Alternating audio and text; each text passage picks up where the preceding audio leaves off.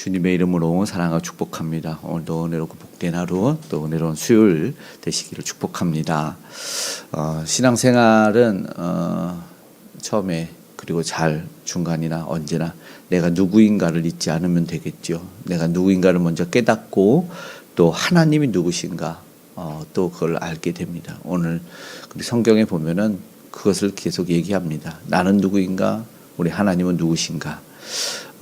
오늘 본문에는 제목이 사실은 버러지 같은 너 이렇게 말하는데 14절에 41장 이사야서 14절에 너 버러지 같은 야곱아, 예전에는 지렁이 같은 너 야곱아 이랬는데 우리 존재가 사실은 그런 미물과 같은 것 같았습니다. 그러나 왜 그토록 사랑하시는지 우리 하나님의 그 마음을 오늘도 느낄 수 있고 또 기도할 수 있기를 바랍니다.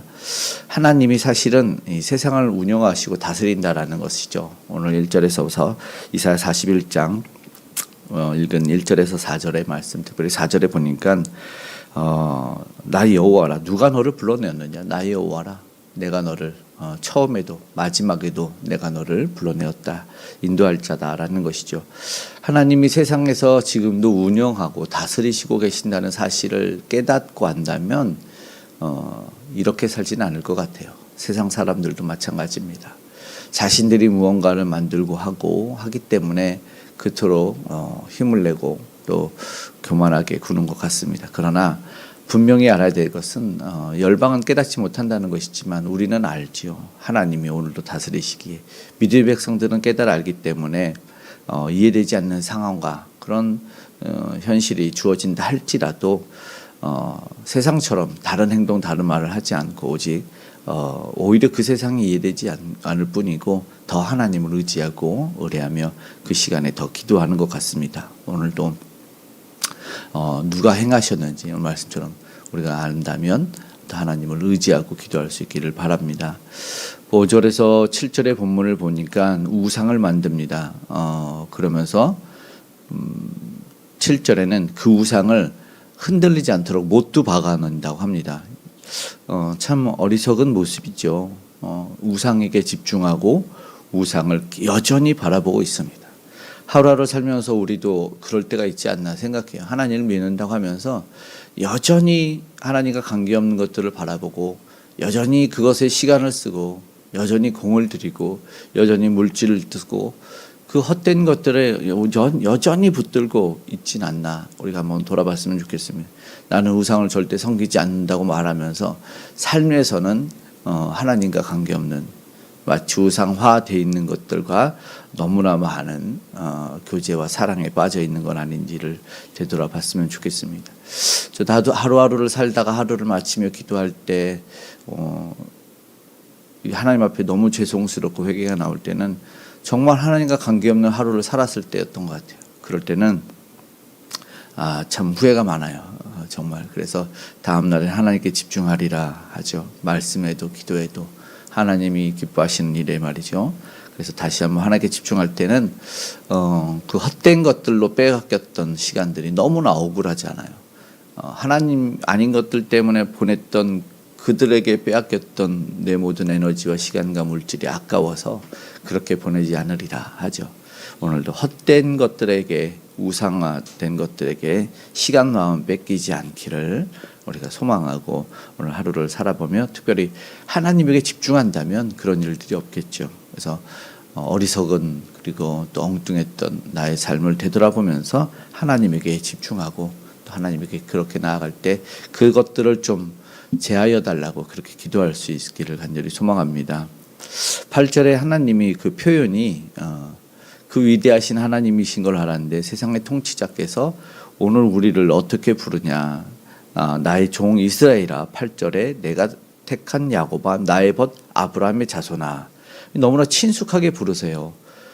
종이다, 택하였다, 벗이다. 그러면 어떻게 돼야 되냐면 와, 나는 다른 존재다라는 다른 정체성의 아이덴티티를 갖죠. 하나님에게 속하였고 구별된 것이죠. 그래서 다르게 살 수밖에 없는 놀라운 하나님이 친히 부르셨는데 말이죠. 9절에는요 어떻게 불렀냐면 땅 끝에서부터 불렀다. 그리고 택하였다.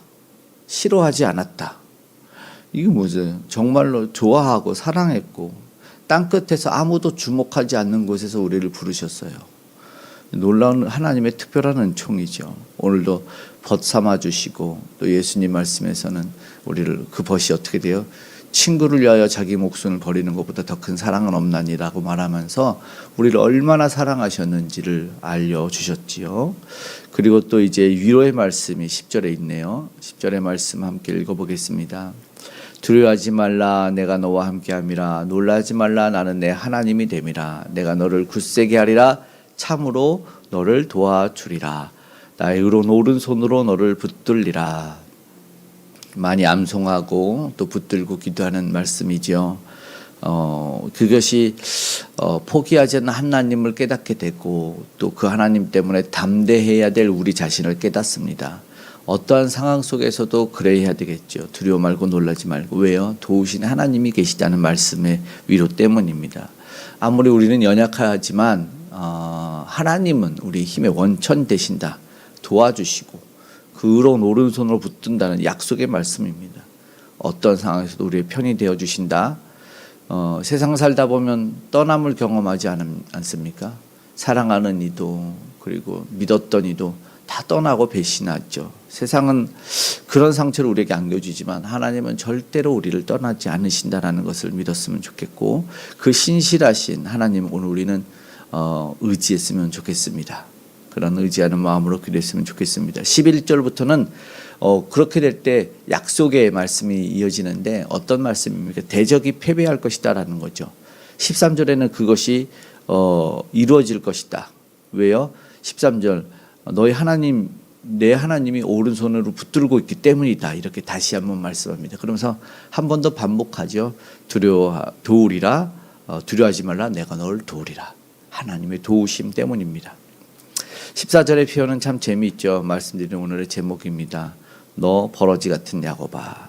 가끔 인용하는 이유인데 이게 나의 존재라는 것을 깨달았기 때문이죠. 참 처음 주님을 만났을 때 이 말씀 때문에 나를 그렇게 부르는 것 같아서 굉장히 많이 울었죠. 예전 처음에 이제 성경은 지렁이였거든요. 제가 지렁이가 엄청 무시했었는데 그게 나라는 존재라는 걸 알고 많이 정말 눈물 흘렸습니다. 현대인의 성경에는 작고 보잘것없는 너희라고 되는 근데 뭐가 이해가 되지 않냐면 이 본문이 내가 지렁이야? 내가 버러지야? 처음에는 그랬죠. 어떻게 나를 버러지와 지렁이라고 할 수 있냐라는 것 때문에 이해가 되지 않았는데 그 다음에 이제 이해가 되지 않는 것은 어떻게 버러지와 지렁이 같은 나를 사랑하시나라는 것 때문에 이해가 되지 않았습니다. 왜 이 못난 존재를 그토록 아끼고 사랑하셨나 말이죠. 하나님은 그런 나를 사용하셔서 15절에 보니까 타작기로 쓰신답니다. 대적을 꺾고 하나님 없이 사는 인생들을 벌하는 주님의 도구로 우리를 괴롭게 했던 이들을 다시 한번 바람에 나는 겨처럼 쇠잔하게 만들 것처럼 그런데 하나님의 위대하심이 그때 드러나지 않습니까? 정말 세상에서 버려지고 쓸모없는 우리를 사용하실 때 하나님의 위대하심이 드러나는 게 되죠.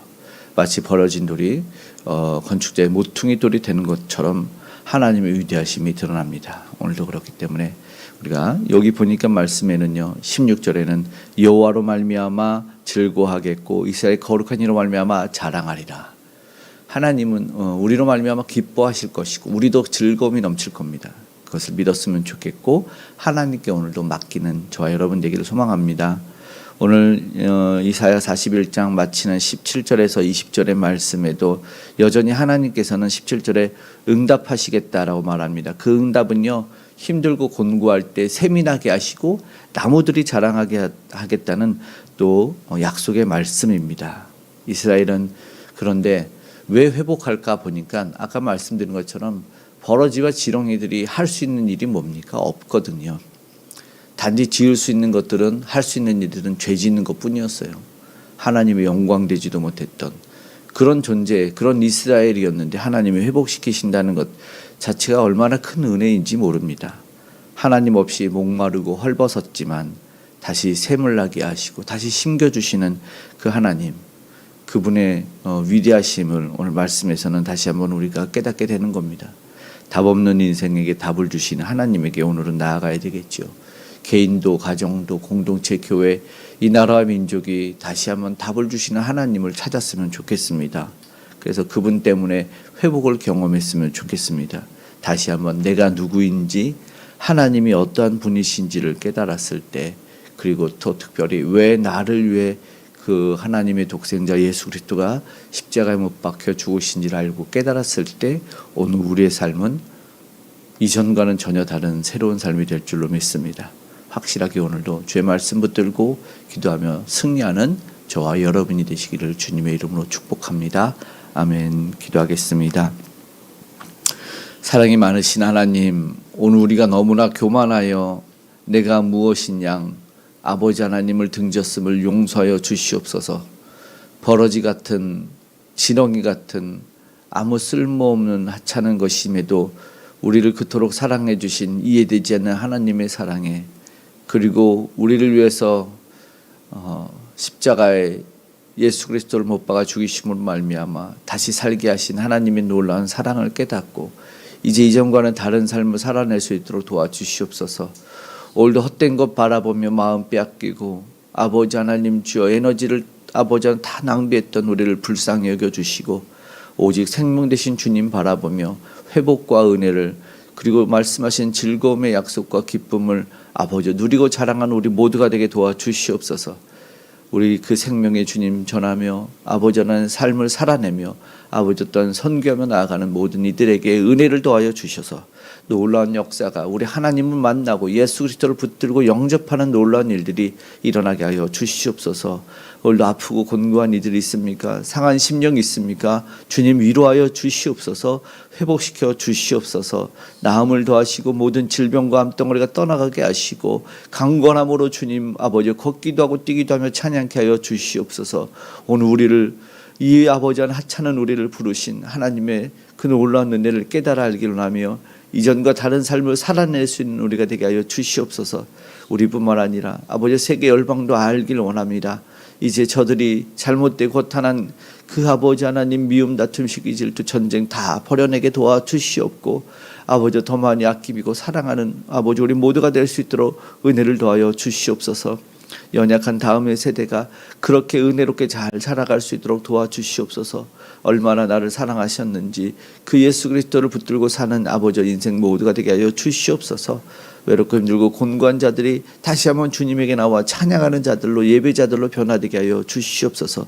폭력의 우상이 무너지고 위정자들이 하나님만을 경외케 하여 주시는 아름다운 이 나라 이 민족 아버지 하나님 복음의 통일민족 삼아 주시옵소서.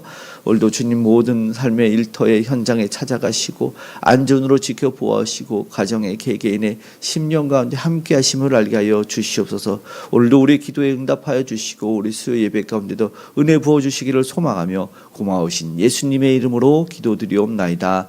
아멘.